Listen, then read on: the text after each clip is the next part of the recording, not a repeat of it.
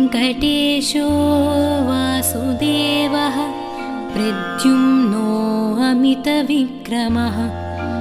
सङ्कर्षणो निरुद्धश्च शेषाद्रिपतिरेव च जनार्दनः पद्मनाभो वेङ्कटाचलवासनः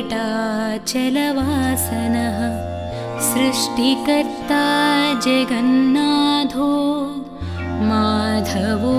भक्तवत्सलः गोविन्दो गोपतिः कृष्णः केशवो गरुडध्वजः वराहो वामनश्चैव नारायणाधोक्षजः श्रीधरः पुण्डरीकाक्षः सर्वदेवस्तुतो हरिः श्रीनृसिंहो महासिंहः सूत्राकारः पुरातनः रमानाथो महीभर्ता भूधरः पुरुषोत्तमः चोळपुत्रप्रियः शान्तो ब्रह्मादीनां वरप्रदः श्रीनिधिः सर्वभूतानां भयत्कृद्भयनाशनः श्रीरामो रामभद्रश्च भवबन्धैकमोचकः भूतावासो गिरिवासः श्रीनिवासः श्रियः पतिः अच्युतानन्तगोविन्दो विष्णुर्वेङ्कटनायकः सर्वदेवैकशरणं सर्वदेवैकदैवतं समस्तदेवकवचं सर्वदेवशिखामणिः इतीदं कीर्तितं यस्य विष्णोरमिततेजसः त्रिकाले यः पठेन्नित्यं पापं तस्य न विद्यते राजद्वारे पठेद्घोरे सङ्ग्रामे रिपुसङ्कटे भूतसर्पपिशाचादिभयं नास्ति कदाचन अपुत्रो लभते पुत्रान् निर्धनो धनवान् भवेत् रोगार्तो मुच्यते रोगात् बद्धो मुच्येत बन्धनात् यद्यदिष्टतमं लोके तत्तत् प्राप्नोत्यसंशयः ऐश्वर्यं राजसम्मानं भुक्तिमुक्तिफलप्रदम् विष्णोर्लोकैकसोपानं सर्वदुःखैकनाशनं सर्वैश्वर्यप्रदं नॄणां सर्वमङ्गलकारकम् मायावि परमानन्दं त्यक्त्वा वैकुण्ठमुत्तमं स्वामि पुष्करिणीतीरे रमया सह मोदते कल्याणाद्भुतगात्राय कामितार्थप्रदायिने श्रीमद्वेङ्कटनाथाय श्रीनिवासाय मङ्गलम् इति श्रीब्रह्माण्डपुराणे ब्रह्मनारदसंवादे वेङ्कटगिरिमहात्म्ये श्रीवेङ्कटेश अष्टकं सम्पूर्णम्।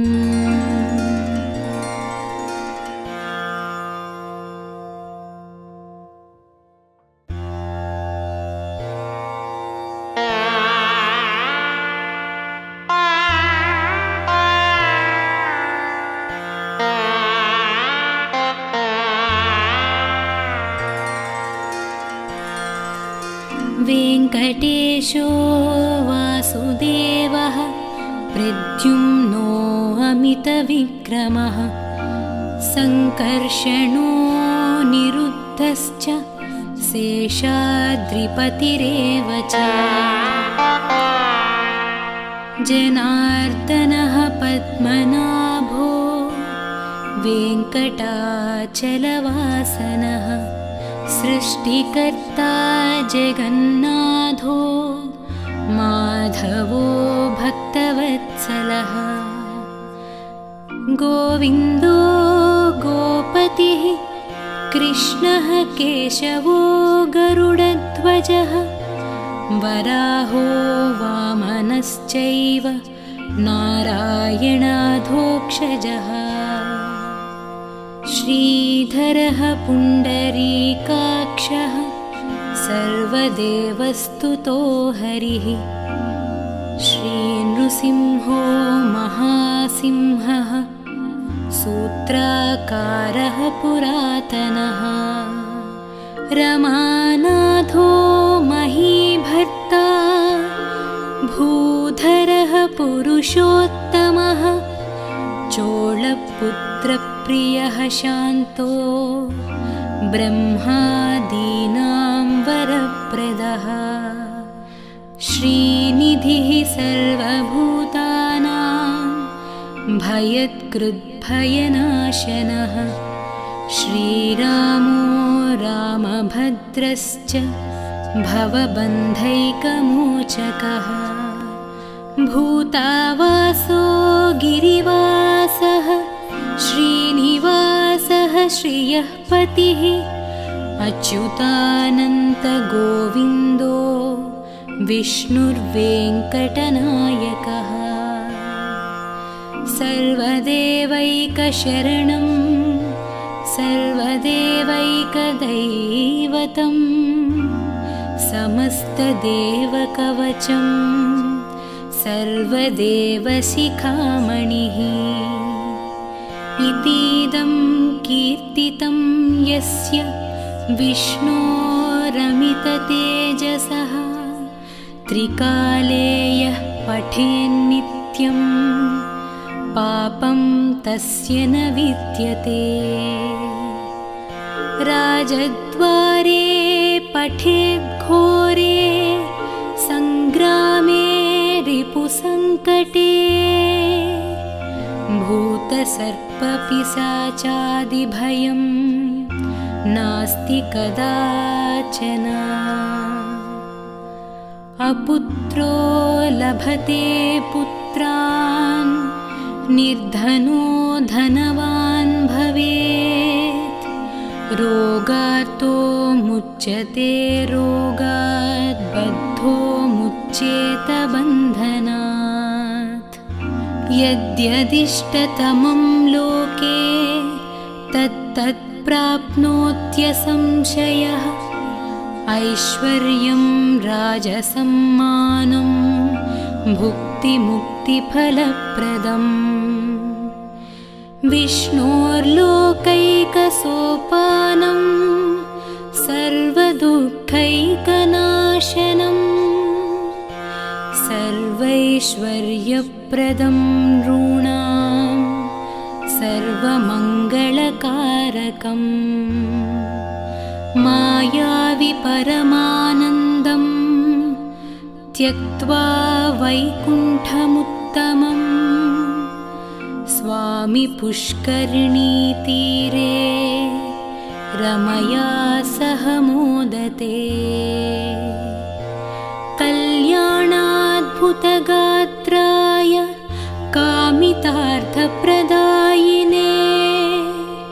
श्रीमद्वेङ्कटनाथाय श्रीनिवासाय मङ्गलम् इति श्रीब्रह्माण्डपुराणे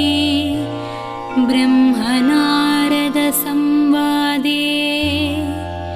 वेङ्कटगिरिमहात्म्ये श्रीवेङ्कटेश अष्टकं सम्पूर्णम्।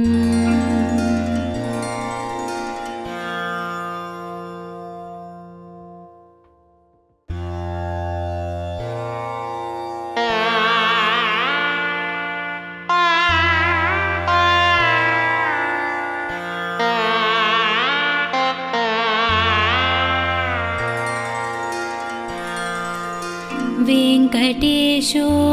वासुदेवः प्रद्युम्नो अमितविक्रमः सङ्कर्षणो निरुद्धश्च शेषाद्रिपतिरेव च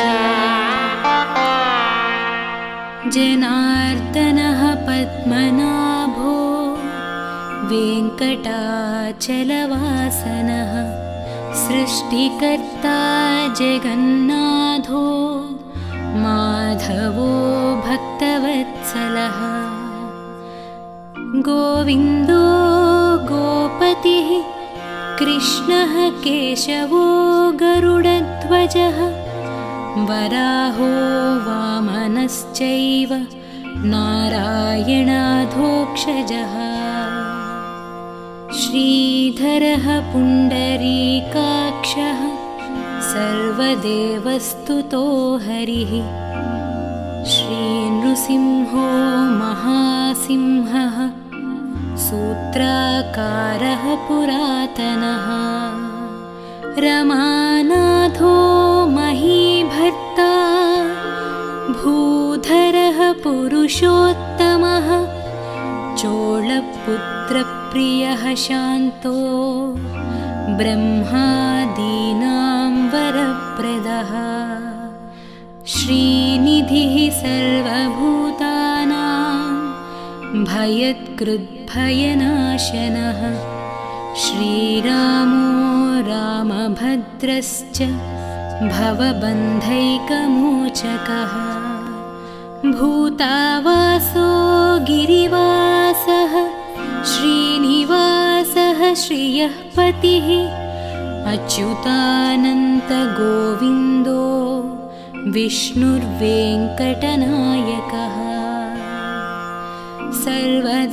सर्वदेवैकशरणं सर्वदेवैकदैवतं समस्तदेवकवचं सर्वदेवशिखामणिः इतीदं कीर्तितं यस्य विष्णोरमिततेजसः त्रिकाले यः पठेन्नित्यं पापं तस्य न विद्यते राजद्वारे पठेद्घोरे सङ्ग्रामे रिपुसङ्कटे भूतसर्पपिशाचादिभयं नास्ति कदाचन अपुत्रो लभते पुत्रान् निर्धनो धनवान् भवेत् रोगार्तो मुच्यते रोगात् बद्धो मुच्येत बन्धनात् यद्यदिष्टतमं लोके तत्तत् प्राप्नोत्यसंशयः ऐश्वर्यं राजसम्मानं भुक्तिमुक्तिफलप्रदम् विष्णोर्लोकैकसोपानं सर्वदुःखैकनाशनं सर्वैश्वर्यप्रदं नॄणां सर्वमङ्गलकारकम् मायावि परमानन्दं त्यक्त्वा वैकुण्ठमुत्तमम् स्वामि पुष्करिणीतीरे रमया सह मोदते कल्याणाद्भुतगात्राय कामितार्थप्रदायिने श्रीमद्वेङ्कटनाथाय श्रीनिवासाय मङ्गलम् इति श्रीब्रह्माण्डपुराणे ब्रह्मनारदसंवादे वेङ्कटगिरिमहात्म्ये श्रीवेङ्कटेश अष्टकं सम्पूर्णम्।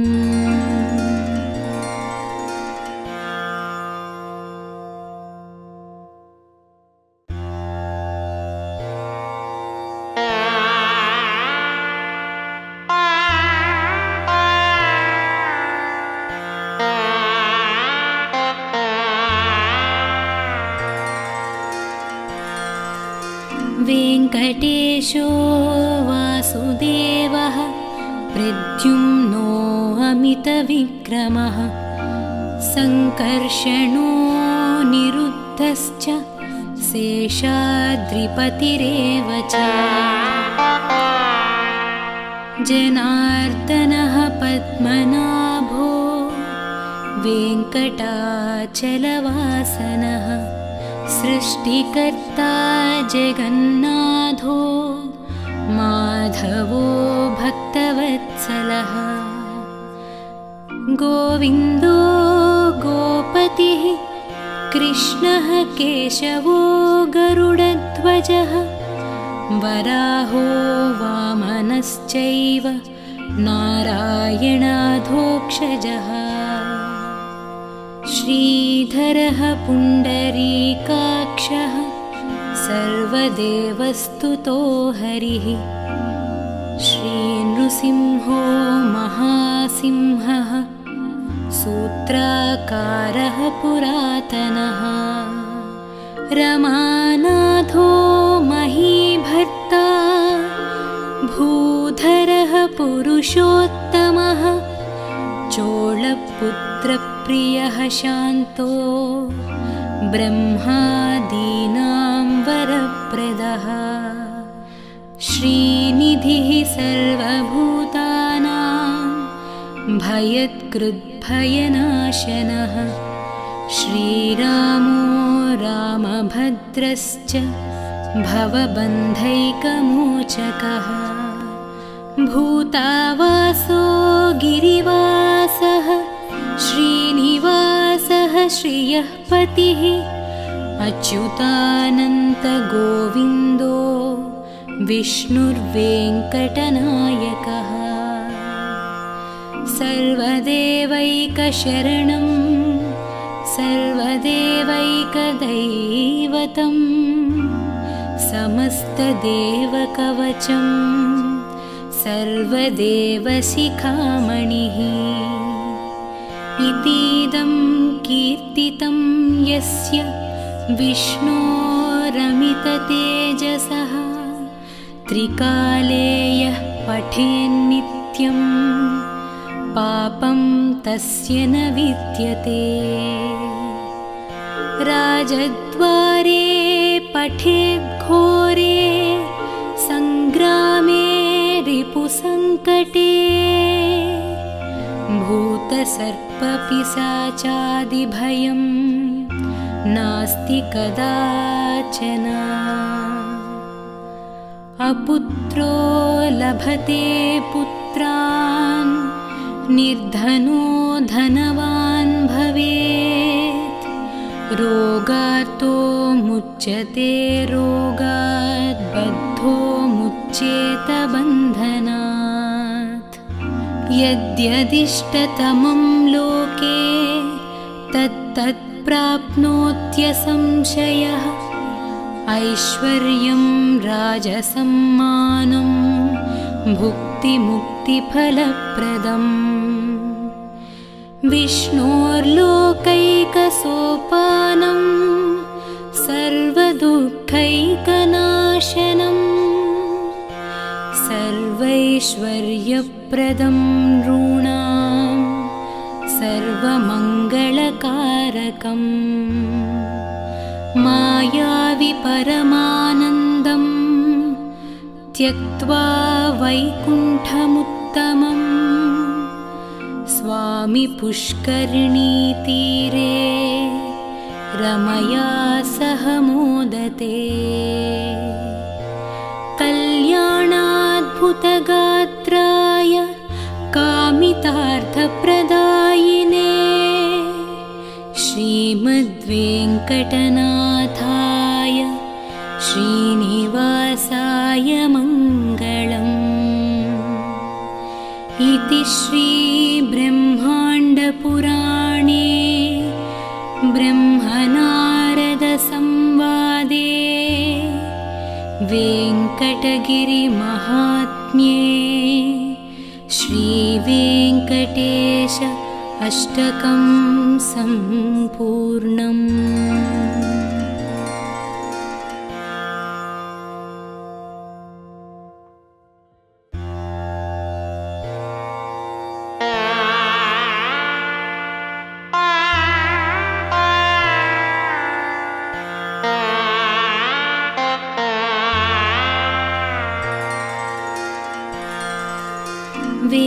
वेङ्कटेशो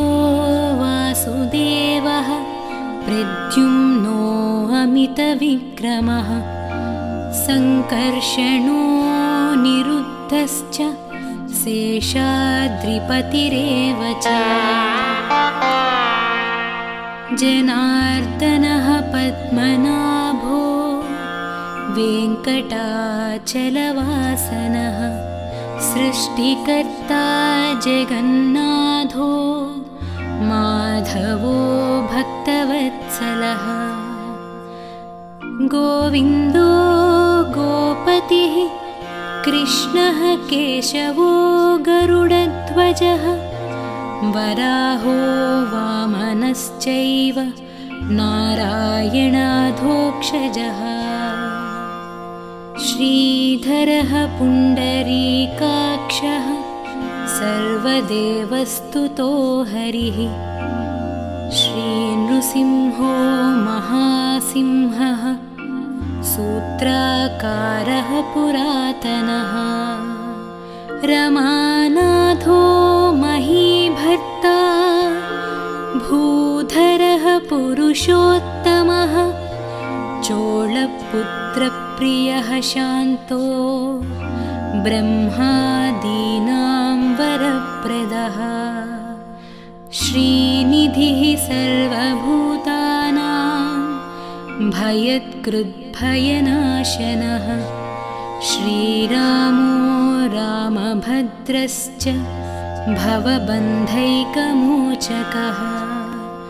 भूतावासो गिरिवासः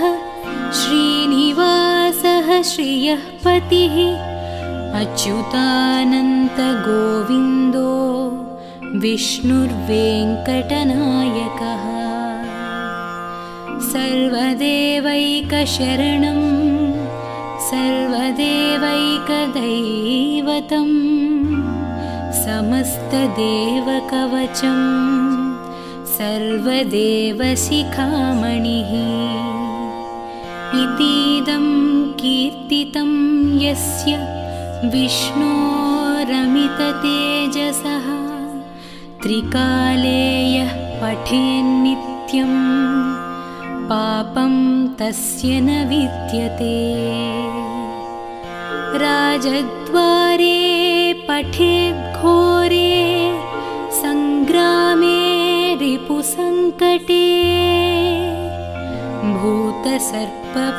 भूतसर्पपिशाचादिभयं नास्ति कदाचन अपुत्रो लभते पुत्रान् निर्धनो धनवान् भवेत् रोगार्तो मुच्यते रोगात् बद्धो मुच्येत बन्धनात् यद्यदिष्टतमं लोके तत्तत् प्राप्नोत्यसंशयः ऐश्वर्यं राजसम्मानं भुक्तिमुक्तिफलप्रदम् विष्णोर्लोकैकसोपानं सर्वदुःखैकनाशनं सर्वैश्वर्यप्रदं नॄणां सर्वमङ्गलकारकम् मायावि परमानन्दं त्यक्त्वा वैकुण्ठमुत्तमं स्वामि पुष्करिणीतीरे रमया सह मोदते कल्याणाद्भुतगात्राय कामितार्थप्रदायिने श्रीमद्वेङ्कटनाथाय श्रीनिवासाय मङ्गलम् इति श्रीब्रह्माण्डपुराणे ब्रह्मनारदसंवादे वेङ्कटगिरिमहात्म्ये श्रीवेङ्कटेश अष्टकं सम्पूर्णम्।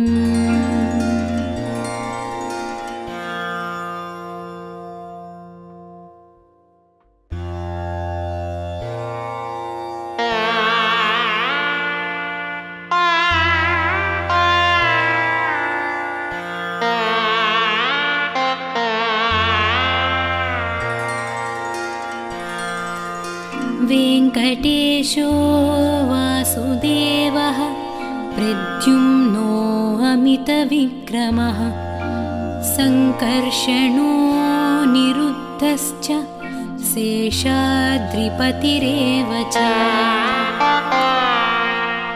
जनार्दनः पद्मनाभो वेङ्कटाचलवासनः सृष्टिकर्ता जगन्नाथो माधवो भक्तवत्सलः गोविन्दो गोपतिः कृष्णः केशवो गरुडध्वजः वराहो वामनश्चैव नारायणाधोक्षजः श्रीधरः पुण्डरीकाक्षः सर्वदेवस्तुतो हरिः श्रीनृसिंहो महासिंहः सूत्राकारः पुरातनः रमानाथो महीभर्ता भूधरः पुरुषोत्तमः चोळपुत्रप्रियः शान्तो ब्रह्मादीनां वरप्रदः श्रीनिधिः सर्वभूतानां भयत्कृद्भयनाशनः श्रीरामो रामभद्रश्च भवबन्धैकमोचकः भूतावासो गिरिवासः श्रीनिवासः श्रियः पतिः अच्युतानन्तगोविन्दो विष्णुर्वेङ्कटनायकः सर्वदेवैकशरणं सर्वदेवैकदैवतं समस्तदेवकवचं सर्वदेवशिखामणिः इतीदं कीर्तितं यस्य विष्णोरमिततेजसः त्रिकाले यः पठेन्नित्यं पापं तस्य न विद्यते राजद्वारे पठेद्घोरे सङ्ग्रामे रिपुसङ्कटे भूतसर्पपिशाचादिभयं नास्ति कदाचन अपुत्रो लभते पुत्रान् निर्धनो धनवान् भवेत् रोगार्तो मुच्यते रोगात् बद्धो मुच्येत बन्धनात् यद्यदिष्टतमं लोके तत्तत् प्राप्नोत्यसंशयः ऐश्वर्यं राजसम्मानं भुक्तिमुक्तिफलप्रदम् विष्णोर्लोकैकसोपानं सर्वदुःखैकनाशनं सर्वैश्वर्यप्रदं नॄणां सर्वमङ्गलकारकम् मायावि परमानन्दं त्यक्त्वा वैकुण्ठमुत्तमम् स्वामि पुष्करिणीतीरे रमया सह मोदते कल्याणाद्भुतगात्राय कामितार्थप्रदायिने श्रीमद्वेङ्कटनाथाय श्रीनिवासाय मङ्गलम् इति श्रीब्रह्माण्डपुराणे ब्रह्मनारदसंवादे वेङ्कटगिरिमहात्म्ये श्रीवेङ्कटेश अष्टकं सम्पूर्णम्।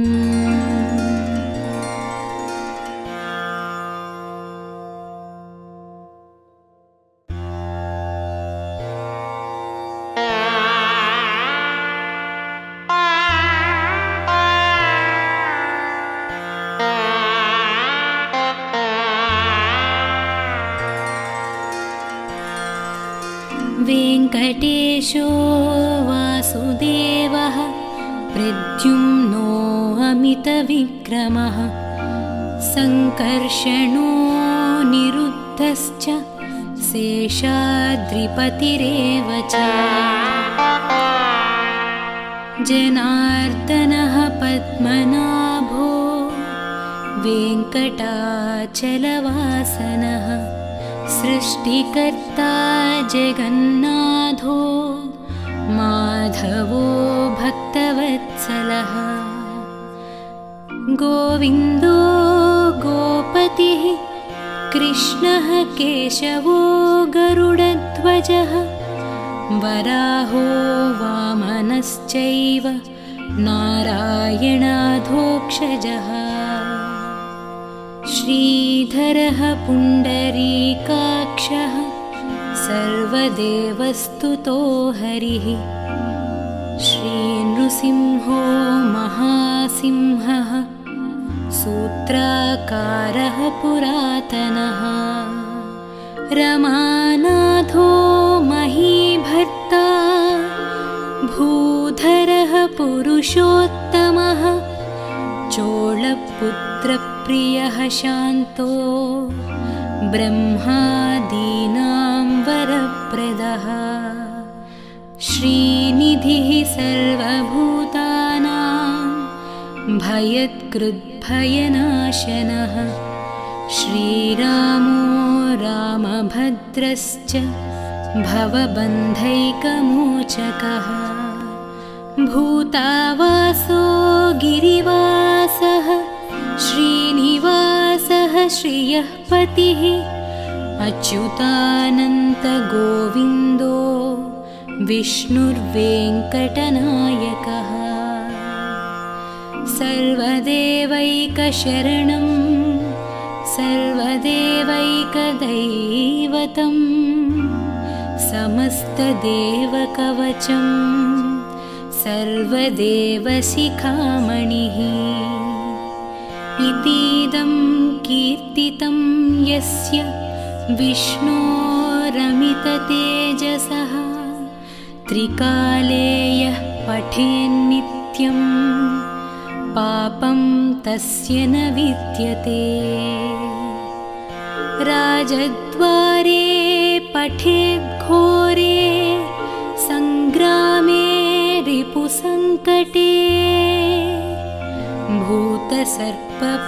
भूतसर्पपिशाचादिभयं नास्ति कदाचन अपुत्रो लभते पुत्रान् निर्धनो धनवान् भवेत् रोगार्तो मुच्यते रोगात् बद्धो मुच्येत बन्धनात् यद्यदिष्टतमं लोके तत्तत् प्राप्नोत्यसंशयः ऐश्वर्यं राजसम्मानं भुक्तिमुक्तिफलप्रदम् विष्णोर्लोकैकसोपानं सर्वदुःखैकनाशनं सर्वैश्वर्यप्रदं नॄणां सर्वमङ्गलकारकम् मायावि परमानन्दं त्यक्त्वा वैकुण्ठमुत्तमं स्वामि पुष्करिणीतीरे रमया सह मोदते कल्याणाद्भुतगात्राय कामितार्थप्रदायिने श्रीमद्वेङ्कटनाथाय श्रीनिवासाय मङ्गलम् इति श्रीब्रह्माण्डपुराणे ब्रह्मनारदसंवादे वेङ्कटगिरिमहात्म्ये श्रीवेङ्कटेश अष्टकं सम्पूर्णम्।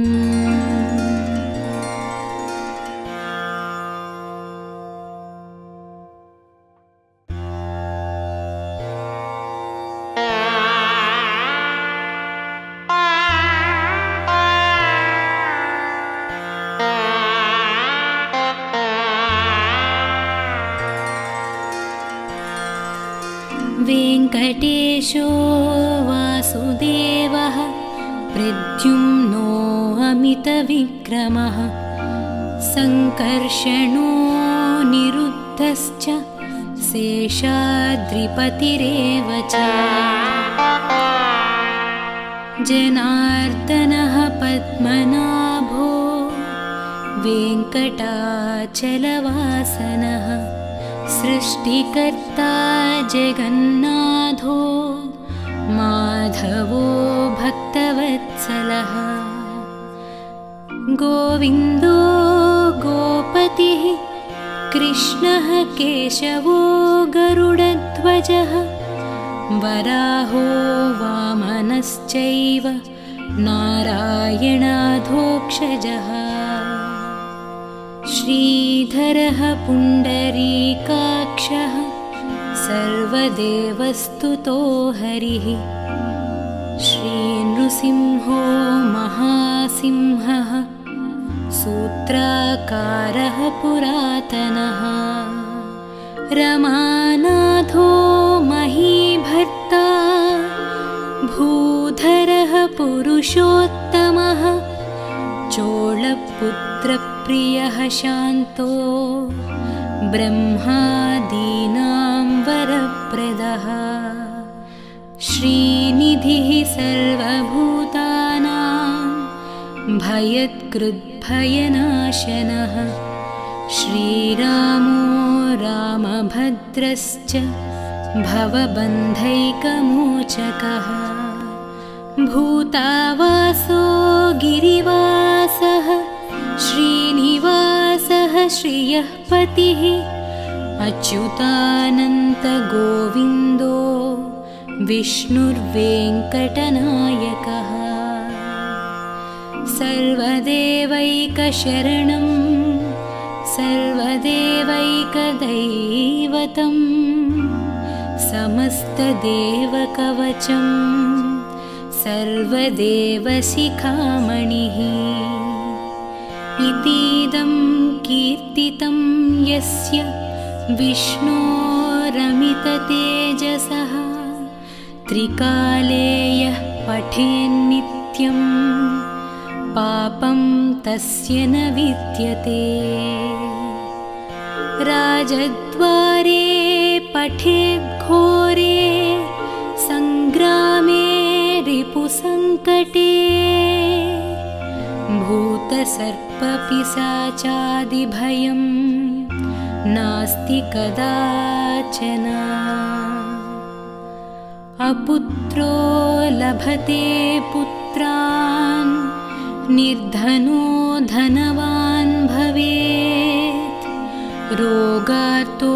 मुच्यते रोगात् बद्धो मुच्येत बन्धनात् यद्यदिष्टतमं लोके तत्तत् प्राप्नोत्यसंशयः ऐश्वर्यं राजसम्मानं भुक्तिमुक्तिफलप्रदम् विष्णोर्लोकैकसोपानं सर्वदुःखैकनाशनं सर्वैश्वर्यप्रदं नॄणां सर्वमङ्गलकारकम् मायावि परमानन्दं त्यक्त्वा वैकुण्ठमुत्तमम् स्वामि पुष्करिणीतीरे रमया सह मोदते कल्याणाद्भुतगात्राय कामितार्थप्रदायिने श्रीमद्वेङ्कटनाथाय श्रीनिवासाय मङ्गलम् इति श्रीब्रह्माण्डपुराणे ब्रह्मनारदसंवादे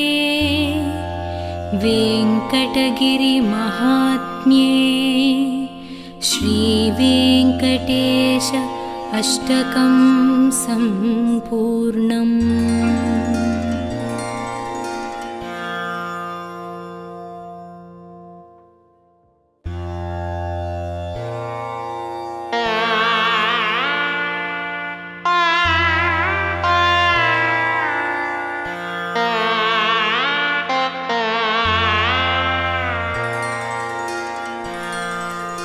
वेङ्कटेशो वासुदेवः प्रद्युम्नो अमितविक्रमः सङ्कर्षणो निरुद्धश्च शेषाद्रिपतिरेव च जनार्दनः पद्मनाभो वेङ्कटाचलवासनः सृष्टिकर्ता जगन्नाथो माधवो भक्तवत्सलः गोविन्दो गोपतिः कृष्णः केशवो गरुडध्वजः वराहो वामनश्चैव नारायणाधोक्षजः श्रीधरः पुण्डरीकाक्षः सर्वदेवस्तुतो हरिः श्रीनृसिंहो महासिंहः सूत्राकारः पुरातनः रमानाथो महीभर्ता भूधरः पुरुषोत्तमः चोळपुत्रप्रियः शान्तो ब्रह्मादीनां वरप्रदः श्रीनिधिः सर्वभूतानां भयत्कृद्भयनाशनः श्रीरामो रामभद्रश्च भवबन्धैकमोचकः भूतावासो गिरिवासः श्रीनिवासः श्रियः पतिः अच्युतानन्तगोविन्दो विष्णुर्वेङ्कटनायकः सर्वदेवैकशरणं सर्वदेवैकदैवतं समस्तदेवकवचं सर्वदेवशिखामणिः इतीदं कीर्तितं यस्य विष्णोरमिततेजसः त्रिकाले यः पठेन्नित्यं पापं तस्य न विद्यते राजद्वारे पठेद्घोरे सङ्ग्रामे रिपुसङ्कटे भूतसर्पपिशाचादिभयं नास्ति कदाचन अपुत्रो लभते पुत्रान् निर्धनो धनवान् भवेत् रोगार्तो मुच्यते रोगात् बद्धो मुच्येत बन्धनात् यद्यदिष्टतमं लोके तत्तत् प्राप्नोत्यसंशयः ऐश्वर्यं राजसम्मानं भुक्तिमुक्तिफलप्रदम् विष्णोर्लोकैकसोपानं सर्वदुःखैकनाशनं सर्वैश्वर्यप्रदं नॄणां सर्वमङ्गलकारकम् मायावि परमानन्दं त्यक्त्वा वैकुण्ठमुत्तमम् स्वामि पुष्करिणीतीरे रमया सह मोदते कल्याणाद्भुतगात्राय कामितार्थप्रदायिने श्रीमद्वेङ्कटनाथाय श्रीनिवासाय मङ्गलम् इति श्रीब्रह्माण्डपुराणे ब्रह्मनारदसंवादे वेङ्कटगिरिमहात्म्ये श्रीवेङ्कटेश अष्टकं सम्पूर्णम्।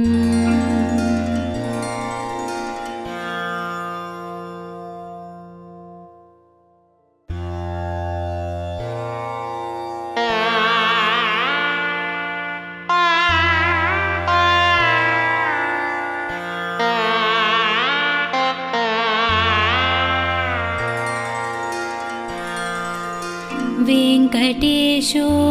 वासुदेवः प्रद्युम्नो अमितविक्रमः सङ्कर्षणो निरुद्धश्च शेषाद्रिपतिरेव च जनार्दनः पद्मनाभो वेङ्कटाचलवासनः सृष्टिकर्ता जगन्नाथो माधवो भक्तवत्सलः गोविन्दो गोपतिः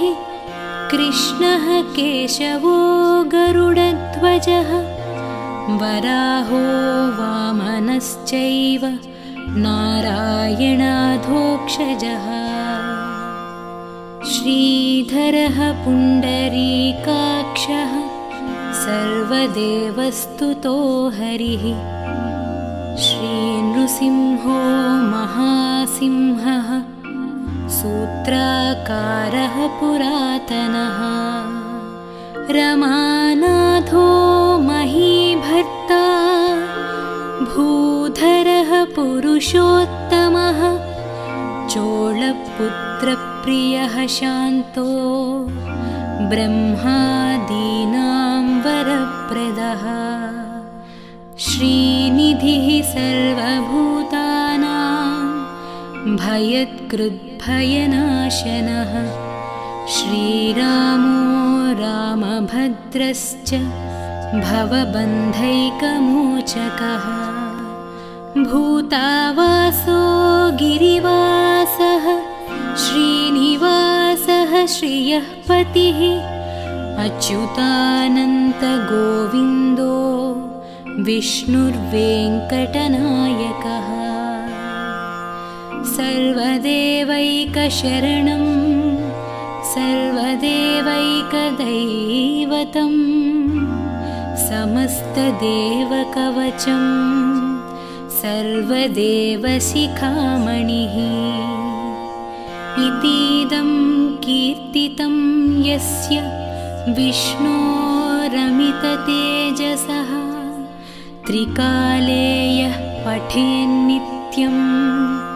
पापं तस्य न विद्यते राजद्वारे पठेद्घोरे सङ्ग्रामे रिपुसङ्कटे भूतसर्पपिशाचादिभयं नास्ति कदाचन अपुत्रो लभते पुत्रान् निर्धनो धनवान् भवेत् रोगार्तो मुच्यते रोगात् बद्धो मुच्येत बन्धनात् यद्यदिष्टतमं लोके तत्तत् प्राप्नोत्यसंशयः ऐश्वर्यं राजसम्मानं भुक्तिमुक्तिफलप्रदम् विष्णोर्लोकैकसोपानं सर्वदुःखैकनाशनं सर्वैश्वर्यप्रदं नॄणां सर्वमङ्गलकारकम् मायावि परमानन्दं त्यक्त्वा वैकुण्ठमुत्तमं स्वामि पुष्करिणीतीरे रमया सह मोदते कल्याणाद्भुतगात्राय कामितार्थप्रदायिने श्रीमद्वेङ्कटनाथाय श्रीनिवासाय मङ्गलम् इति श्रीब्रह्माण्डपुराणे ब्रह्मनारदसंवादे वेङ्कटगिरिमहात्म्ये श्रीवेङ्कटेश अष्टकं सम्पूर्णम्।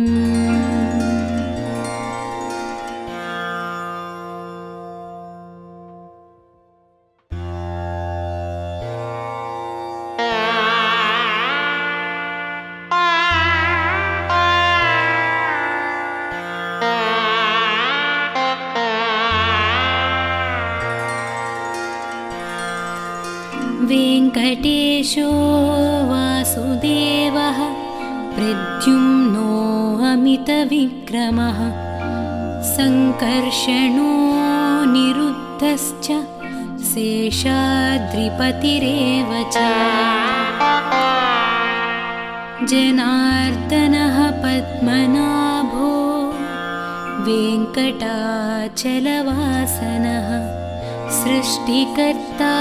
जगन्नाथो माधवो भक्तवत्सलः गोविन्दो गोपतिः कृष्णः केशवो गरुडध्वजः वराहो वामनश्चैव नारायणाधोक्षजः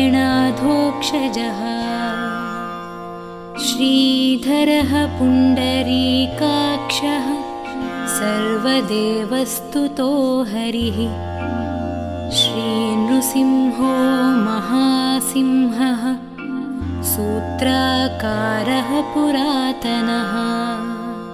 रमानाथो महीभर्ता भूधरः पुरुषोत्तमः चोळपुत्रप्रियः शान्तो ब्रह्मादीनां वरप्रदः श्रीनिधिः सर्वभूतानां भयत्कृद्भयनाशनः श्रीरामो रामभद्रश्च भवबन्धैकमोचकः भूतावासो गिरिवासः श्रीनिवासः श्रियः पतिः अच्युतानन्तगोविन्दो विष्णुर्वेङ्कटनायकः सर्वदेवैकशरणं सर्वदेवैकदैवतं समस्तदेवकवचं सर्वदेवशिखामणिः इतीदं कीर्तितं यस्य विष्णोरमिततेजसः त्रिकाले यः पठेन्नित्यं पापं तस्य न विद्यते राजद्वारे पठेद्घोरे सङ्ग्रामे रिपुसङ्कटे भूतसर्पपिशाचादिभयं नास्ति कदाचन अपुत्रो लभते पुत्रान् निर्धनो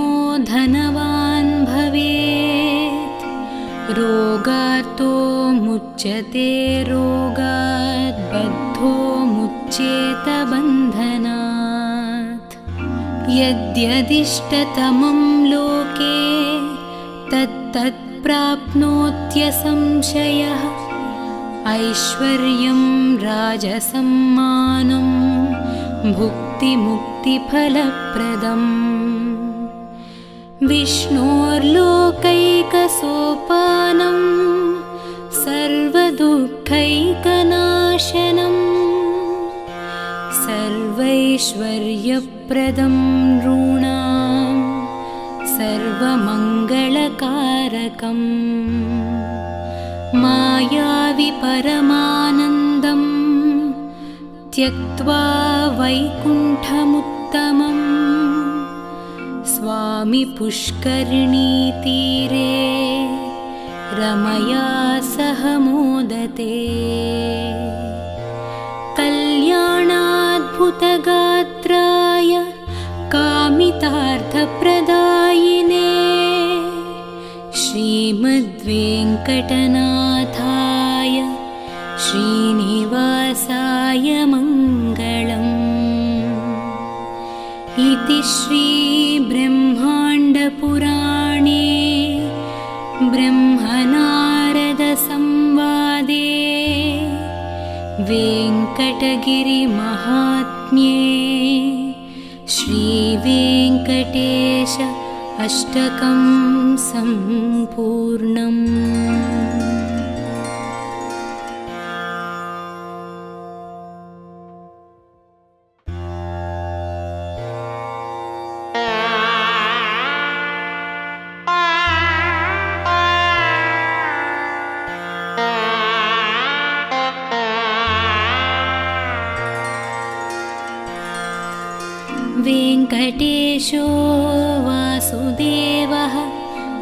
प्रद्युम्नो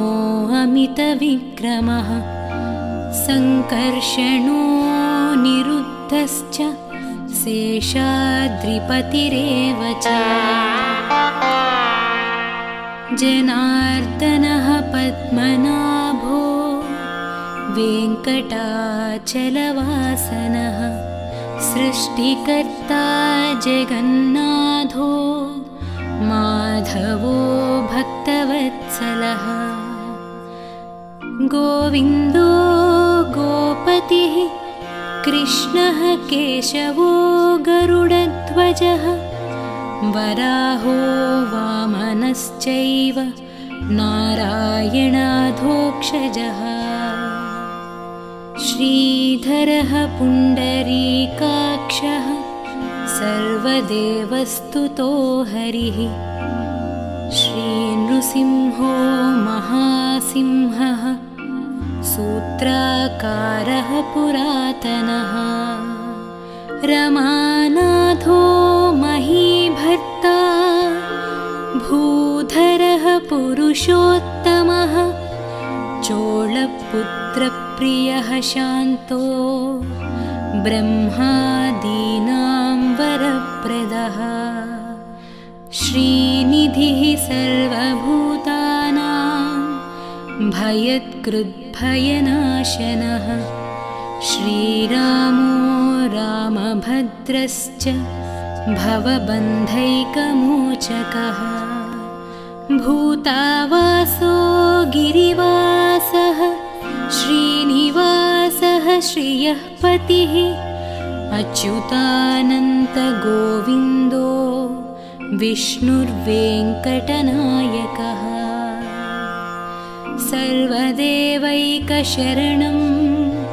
सर्वदेवैकदैवतं समस्तदेवकवचं सर्वदेवशिखामणिः इतीदं कीर्तितं यस्य विष्णोरमिततेजसः त्रिकाले यः पठेन्नित्यं पापं तस्य न विद्यते राजद्वारे पठेद्घोरे सङ्ग्रामे रिपुसङ्कटे भूतसर्पपिशाचादिभयं नास्ति कदाचन अपुत्रो लभते पुत्रान् निर्धनो धनवान् भवेत् रोगार्तो मुच्यते रोगात् बद्धो मुच्येत बन्धनात् यद्यदिष्टतमं लोके तत्तत् प्राप्नोत्यसंशयः ऐश्वर्यं राजसम्मानं भुक्तिमुक्तिफलप्रदम् विष्णोर्लोकैकसोपानं सर्वदुःखैकनाशनं सर्वैश्वर्यप्रदं नॄणां सर्वमङ्गलकारकम् मायावि परमानन्दं त्यक्त्वा वैकुण्ठमुत्तमम् स्वामि पुष्करिणीतीरे रमया सह मोदते कल्याणाद्भुतगात्राय कामितार्थप्रदायिने श्रीमद्वेङ्कटनाथाय श्रीनिवासाय मङ्गलम् इति श्रीब्रह्माण्डपुराणे ब्रह्मनारदसंवादे वेङ्कटगिरिमहात्म्ये श्रीवेङ्कटेश अष्टकं सम्पूर्णम्।